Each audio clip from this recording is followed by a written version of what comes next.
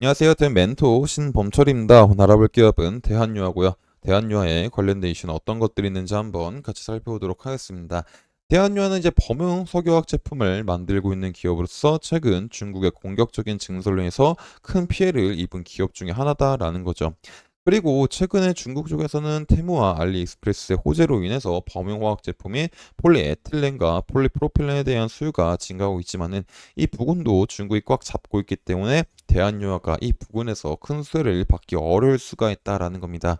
그래서 대한유화는 이제 이 범용화학 제품으로서 어떤 매출을 올리기보다는 이 고부가 가치 제품에 힘을 쓰고 있다라는 거죠. 그럼 이 고부가 가치 제품이 어떤 걸까라고 보게 된다면 이 HDP가 있다라는 겁니다. 근데 사실 이 HDP도 고부가 가치 제품이다라고 하기에는 애매한 부분이 있죠. 이미 합성하기가 그렇게 어렵지 않기 때문에 과거에서부터 용기와 플라스틱 상자에 많이 쓰였다라는 겁니다. 하지만 이 HDP 같은 경우는 충격과 내한성이 양호해가지고 현재 배터리 분리막에 쓰일 수 있어가지고 새로운 매출처를 발견했다라는 겁니다.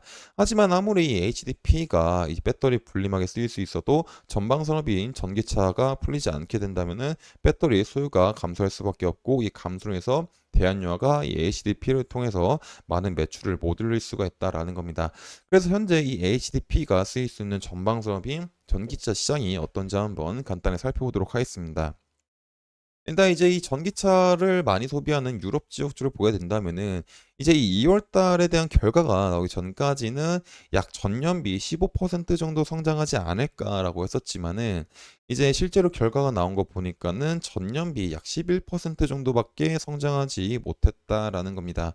그리고 결국 이렇게 부진했었던 이유가 뭐냐면은 가장 전기차를 많이 하는 지역인 독일에서 2월 전기차 판매가 전년비 5.3% 역성장했기 때문이다라는 거죠.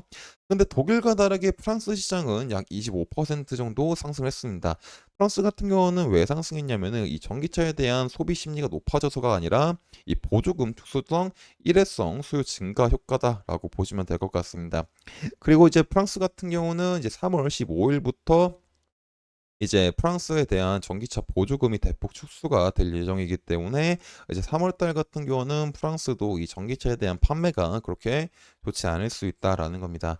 결국 이제 독일 같은 경우는 보조금 폐지가 있고 이제 프랑스 같은 경우는 보조금이 대폭 축소가 될 예정이다 보니까는 이제 3월 달 전기차 판매도 그렇게 좋지 않을 것 같다라고 볼 수가 있을 것 같습니다.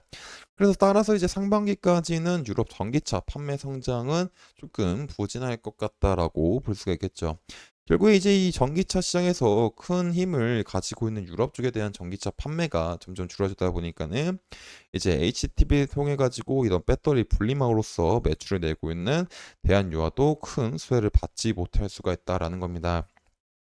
결국 이제 석유화학 쪽에서는 중국에 대한 이제 압박과 전기차에 대한 부진으로 해서 이제 조금은 부진할 수가 있다라고 볼 수 있겠죠. 하지만 그래도 이제 23년도만큼은 아닐 수가 있는 게 점점 이제 전방 산업은 어느 정도 풀리고 있는 부분은 있어서 이제 매출액이 생각보다 많이 나오지 않다고 하더라도 이제 전년도보다는 소폭 증가할 수 있다라고 볼 수가 있을 것 같습니다. 그래서 이제 이런 부분들도 제가 지속적으로 확인을 해서 여러분들한테 알려드리도록 하겠습니다. 그리고 또 다른 이슈를 하나 살펴보도록 하겠습니다. 이제 결국에 HDP 말고도 이제 이 범용 쪽에 대한 이슈를 보게 되면은 이제 이윤기 롯데케미칼 대표 석유화학 1분기 바닥 파키스탄 법인 재매각이다라는 겁니다. 그래서 이 기사를 살펴보게 된다면은 이제 이윤기 롯데케미칼 대표는 하반기에 석유화학 시장이 반등할 거다라고 예상을 했다라는 겁니다. 여기 이제 석유화학이 하반기쯤에는 반등을 예상하는 이유는 이제 21년도부터 23년도까지 지속적으로 이제 순증성량보다 많은 양의 석유화학이 증설이 되면서 공급 강해됐었는데 24년도에는 이 평균 증설량보다 약 300톤 정도, 약 500톤 정도만 증설할 예정이기 때문에 이제 이 공급 과잉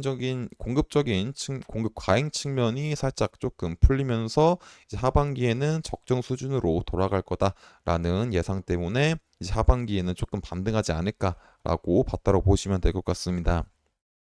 하지만 이제 이 기사를 조금 더 살펴보게 된다면은 이어 사업 포트폴리오 고도화 목표는 지난해보다 공격적으로 설정하고 철저하게 실행을 올리며 범용 석유화학 비중은 절반 이후로 가감하게 줄이겠다라고 설명했다라는 겁니다. 결국 이제 롯데케미칼이 이제 범용 석유화학 비중을 절반 이하로 가감하게 줄이겠다라는 거는 이제 업황이 조금 더 살아날 수 있고 이 공급 과잉 측면이 조금은 해소가 될 수 있다고 하더라도 이미 범용화학 제품은 중국 쪽이 꽉 잡고 있기 때문에 예전과 같은 퍼포먼스가 나오지 않을 것 같다라고 판단했기 때문이라고 보시면 될 것 같습니다. 그리고 또 다른 이제 석유화학 이슈를 보게 된다면은 LG화학 여수 SM 공장 가동 중단 검토다. 그리고 이 기사를 살펴보게 된다면은 LG화학이 석유화학 원료인 스트랩 모노머를 생산하는 여수 SM 공장의 가동을 중단하는 방안을 검토하고 있다라는 겁니다. 그리고 이제 SM은 가전에 들어가는 합성 수지, 합성 고무에 쓰이는 원료로 중국 기업들의 증설 수요가 부진이 맞물리면서 큰 폭의 가격 하락세가 이어지고 있다라는 겁니다. 그리고 이제 글로벌 경기 침체에 따른 석유화학 시장 악화에 LG화학은 기존 석유화학 사업 운영 효율화와 석구조 재편에 힘쓰고 있다라는 겁니다. 그리고 이제 롯데케미칼이나 LG화학이나 이 범용 석유화학 제품 쪽에서는 중국 쪽이 꽉 잡고 있기 때문에 어떤 공급 과잉과 가격 하락으로 인해서 부진이 지속되고 있다 보니까는 점점 이제 사업적인 이제 역량을 점점 줄여가고 있다라고 보시면 될 것 같습니다. 그리고 이제 대한유화도 이제 석유화학 기업으로서 어떤 피해를 볼 수 있다라고 볼 수가 있겠죠.